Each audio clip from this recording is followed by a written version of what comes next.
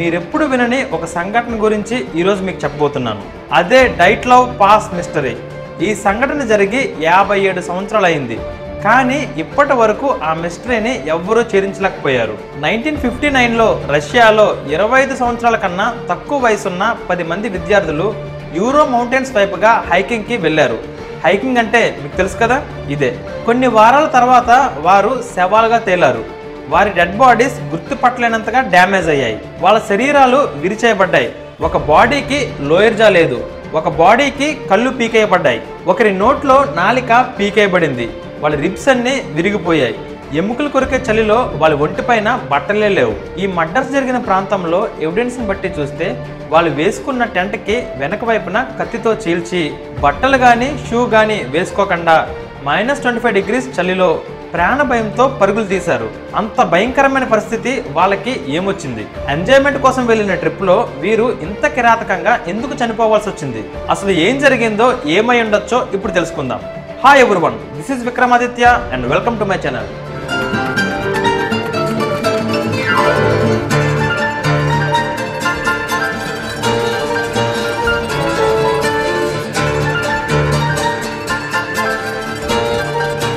Euro మంచు పర్వతాలు 16,000 square miles విస్తీర్ణంలో ఉంది.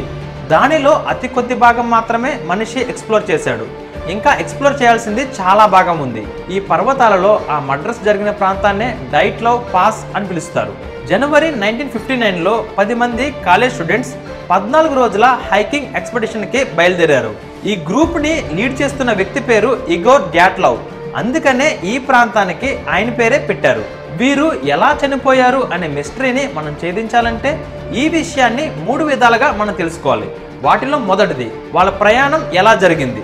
రెండోది, దీని చుట్టూ ఉన్న కాన్స్పిరెన్సీ థియరీస్, అంటే ఏం జరుగుతుంది అని అందరూ అనుకుంటున్నారు. ఇక మూడోది, కేస్ ఇన్వెస్టిగేషన్. ముందుగా మొదటిది, వీళ్ళ ప్రయాణం ఎలా జరిగిందని. ఈ 10 మంది స్టూడెంట్స్ చాలా ఎక్స్పీరియన్స్డ్ హైకర్స్.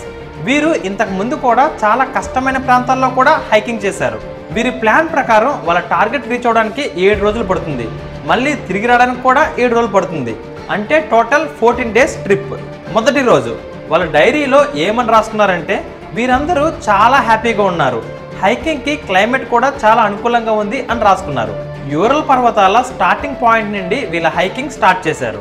రెండవ రోజు వాళ్ళ దారి మధ్యలో అక్కడే నివసించే మాన్సీ అనే ట్రైబల్ పీపుల్తో వీళ్ళకి గొడవ జరిగింది. మూడవ రోజు వాళ్ళు మౌంటైన్ ఆఫ్ డెడ్కి చేరుకున్నారు. అక్కడ ఏదో ఒక వింత జంతువు ఒక జింకను వేటాడుతూ చెట్ల మధ్యలో కనిపించింది. నాలుగవ రోజు వాళ్ళని ఎవరో ఫాలో అవుతున్నట్టు వాళ్ళు కనిపించింది, కానీ ఎవరూ కనిపించట్లేదు. ఐదవ రోజు ఈ 10 మందిలో ఒకరైన యూరీ యాదిన్ అనే వ్యక్తి అనారోగ్యం పాలై వెనక్కి వెళ్తాను అని బయలుదేరాడు. ఫ్రెండ్స్, ఒక మోస్ట్ ఇంట్రెస్టింగ్ కథ చదివితే చాలు, అది ఒక మనిషి జీవితాన్నే మార్చేస్తుందంటే మీరు నమ్ముతారా? కేవలం ఆ కథ మీ పిల్లలకి చదివి వినిపిస్తే చాలు, వాళ్ళ జీవితానికి కావాల్సిన విలువలు నేర్చుకుంటారు అంటే మీరు నమ్ముతారా? మీరు జీవితంలో అనుభవిస్తున్నా లేక రాబోతున్నా ఎలాంటి సమస్యకైనా పరిష్కారం ఒక కథ చదివితే చాలు మీకు దొరుకుతుంది అంటే మీరు నమ్ముతారా?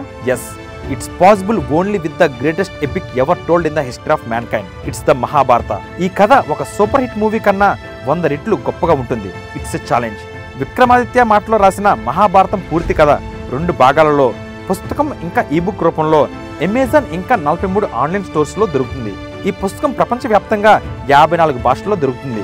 లింక్స్ ఈ వీడియో కింద డిస్క్రిప్షన్లో ఇచ్చాను, వెంటనే ఆర్డర్ చేయండి.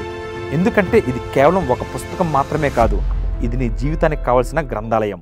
6వ రోజు వీరు దట్టమైన అడవి మధ్యలో ఉన్నారు. 7వ రోజు వీళ్ళ డెస్టినేషన్కి కేవలం కొన్ని గంటల దూరంలోనే వీరున్నారు. సడన్గా వీళ్ళ కంపాస్ పనిచేయడం మానేసింది. వారి చుట్టూ చెట్ల మధ్యలో ఏదో కదులుతున్నట్టు వాళ్ళకి కనిపించింది. రాత్రి అయింది. వాళ్ళ కెమెరాలో ఏవో ఆకాశంలో లైట్స్ కనిపిస్తే వాటిని ఫోటో తీశారు. ఈ 7వ రోజే వారు అత్యంత కిరాతకంగా చంపబడ్డారు. ఇప్పుడు దీని చుట్టూ ఉన్న కాన్స్పిరెన్సీ థియరీస్ చూద్దాం. వాటిలో మొదటిది అవలాంచ్. ఆ రోజు ఆ మంచు పర్వతం పైన అవలాంచ్ ఫామ్ అయ్యి వాళ్ళని డిస్ట్రాయ్ చేసిందని. ఇక రెండోది మాన్సీ ట్రైబ్స్. మాన్సీ ట్రైబ్స్తో అంతకుముందు వీళ్ళకి గొడవైనందున వాళ్ళే ఫాలో అయ్యి వీళ్ళని చంపేశారని. ఇక మూడోది ఇన్ఫ్రాసౌండ్. మంచు పర్వతాల మధ్యలో ఒక స్పీడ్లో గాలి తీస్తే అది ఇన్ఫ్రాసౌండ్ని క్రియేట్ చేస్తుంది. ఈ సౌండ్ హ్యూమన్స్లో ప్యానిక్ అటాక్ని క్రియేట్ చేయొచ్చు. ఆ సౌండ్ వినడం వల్ల హ్యూమన్స్ పిచ్చి వల్ల ప్రవర్తిస్తూ వాళ్ళలో వాళ్ళే అటాక్ చేసుకొని ఉండొచ్చు. 4వది ఏలియన్స్. వాళ్ళ కెమెరాలో చివరిగా తీసిన పిక్ ఆకాశంలో ఏవో లైట్స్, అంటే ఏలియన్స్ వీళ్ళపైన అటాక్ చేసి ఉండొచ్చు. ఇక 5వది యతి. అదేనండి స్నోమ్యాన్, మంచు మనిషి అంటారు కదా, అదే వీళ్ళని ఫాలో అయ్యి వీళ్ళని చంపేసిందని. ఇప్పుడు ఇన్వెస్టిగేషన్ పాయింట్ ఆఫ్ వ్యూలో చూద్దాం. వీరు హైకింగ్కి బయలుదేరి 3 వారాలు అయినప్పటికీ తిరిగి రాకపోవడంతో కుటుంబ సభ్యులు వీళ్ళ కోసం మిస్సింగ్ కంప్లైంట్ని ఫైల్ చేశారు. అప్పుడు హయ్యర్ అథారిటీస్ మిలిటరీ వాళ్ళ సహాయంతో హెలికాప్టర్ పైన సెర్చ్ ఆపరేషన్ స్టార్ట్ చేశారు. వాళ్ళ క్యాంప్ సైట్ కనిపించింది, కానీ అక్కడ ఎవరు లేరు, వాళ్ళ బాడీస్ కూడా కనిపించలేదు. ఈ క్యాంప్ సైట్కి 1 మైల్ దూరంలో ఒక చెట్టు కింద 2 డెడ్ బాడీస్ కనిపించాయి. వాళ్ళ ఒంటిపైన అండర్వేర్ తప్ప ఏమీ లేదు. వీరు ఆ చెట్టు ఎక్కడానికి ప్రయత్నించినట్టు ఆ చెట్టు పైన గుర్తులున్నాయి. అక్కడి నుండి కొంత దూరంలో మరో 3 డెడ్ బాడీస్ కనిపించాయి. వారి ముఖాలు కింద వైపుగా ఐస్లోకి నొక్కబడి ఉన్నాయి. వారి తలపైన చేతులపైన గాయాలున్నాయి. వారు ఎవరి నుండో తప్పించుకోవడానికి పోరాడారు అని అర్థమైంది. తరువాత మరో 4 డెడ్ బాడీస్ కనిపించాయి. వారు ఇంకా దారుణంగా చంపబడ్డారు. వారి బాడీస్ని పోస్ట్ మార్టం చేశాక తెలిసింది ఏంటంటే, ఒక డెడ్ బాడీలో స్కల్ పగిలిపోయింది, వాళ్ళ రిబ్స్ విరిగిపోయాయి, ఒక బాడీకి కళ్ళు పీకేయబడ్డాయి, ఒకరి నోట్లో నాలిక పీకేయబడింది, వారి ఇంటర్నల్ ఆర్గన్స్ అన్నీ కూడా డ్యామేజ్ అయ్యాయి. ఈ రిపోర్ట్ని బట్టి తెలిసింది ఏంటంటే, ఏ మనిషికి ఇంతటి డ్యామేజ్ చేయగల శక్తి ఉండదు, ఇదేదో అన్నోన్ ఫోర్స్ వల్ల జరిగిందని. మరి ఇంత దారుణంగా వీరు ఎలా హత్య చేయబడ్డారు అని ఆలోచిస్తే, ఎవలాంచా అని అనుకుంటే ఆ మౌంటైన్ పైన అవలాంచా ఫామ్ అవుదట. సైంటిఫిక్గా that mountain is not suitable for avalanche formation. Avalanche అయితే ఖచ్చితంగా కాదు. పోనీ మాన్సీ ట్రైబ్సా అని అనుకుంటే, వాళ్ళని ఎంక్వైరీ చేశాక తెలిసింది ఏంటంటే, వారు కేవలం అటువైపు వెళ్ళొద్దు, అది సేఫ్ ప్లేస్ కాదు అని మాత్రమే చెప్పారు అని తెలిసింది. పైగా పోస్ట్ మార్టం రిపోర్ట్ ప్రకారం మనుషులు ఎవరు అలా చేయలేరు, సో వాళ్ళు కూడా కాదు. పోనీ వారు చివరిగా తీసిన ఫోటో ఆకాశంలో లైట్స్, అవి ఏలియన్స్ వా అని అంటే, అదే సమయంలో ఆ ప్రాంతానికి దగ్గరలోనే రష్యా ఒక డబుల్ స్టేజ్ రాకెట్ ని టెస్ట్ చేసింది. ఆ రాకెట్ యొక్క లైట్సే అవి, సో ఏలియన్స్ కూడా కాదు. అప్పుడే ఆ క్యాంప్ సైట్లో ఒక టెంట్లో ఒక పేపర్ దొరికింది. ఆ పేపర్లో ఏమని రాసిందంటే, ద స్నోమ్యాన్ ఎగ్జిస్ట్స్ అని. దీనినే రష్యన్ యతి అని అంటారు.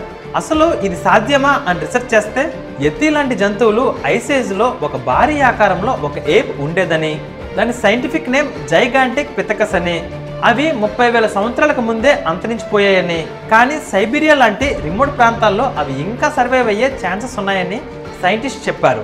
అయితే వాటి బిహేవియర్ అనాలిసిస్ ప్రకారం అవి పాముల్లానే భయపడినప్పుడు మాత్రమే అటాక్ చేస్తాయి అని తెలిసింది. అలానే అవి సాఫ్ట్ టిష్యూని మాత్రమే తింటాయి అని చెప్పారు. సో ఈ డెడ్ బాడీస్ యొక్క ఇంటర్నల్ ఆర్గన్స్ పాడవడానికి అంత ఫోర్స్ యూజ్ చేయగల శక్తి వీటికి మాత్రమే ఉంటుంది. మరి ఫైనల్ కన్క్లూజన్ ఏంటంటే, వీరిని ముందు నుంచే ఈ యతి ఫాలో అవుతుంది, కానీ వీరిని అటాక్ చేయలేదు. అదే టైంలో రష్యన్ మిలిటరీ డబుల్ స్టేజ్ రాకెట్ని టెస్ట్ చేస్తున్నప్పుడు ఆకాశంలో లైట్స్ మరియు సౌండ్స్ వచ్చాయి. ఆ లైట్స్ని వీరు టెంట్లో నుండి ఫొటోస్ తీస్తుండగా ఆ రాకెట్ సౌండ్కి ఈ యతి భయపడి అటాక్ చేయడం కోసం వీరి వైపుగా రావడం వీరు గమనించారు. అప్పుడు వీరు ప్యానిక్ అయ్యి ఒక నైఫ్తో టెంట్కి వెనక భాగాన కట్ చేసి, బట్టలు లేకపోయినా ప్రాణ భయంతో వీరు పరుగులు తీశారు. తరువాత ఈ యతి వారిపైన అటాక్ చేసి వారిని చంపేసింది. అఫీషియల్గా ఈ రిపోర్ట్ గవర్నమెంట్ అనౌన్స్ చేయలేదు, అన్అఫీషియల్గానే ఈ రిపోర్ట్ తెలిసింది. చనిపోయిన ఈ 9 మందికి గుర్తుగా ఒక స్తూపాన్ని నిర్మించారు. కానీ రష్యన్ చరిత్రలోనే ఇదే టాప్ మోస్ట్ మిస్టీరియస్ కేస్.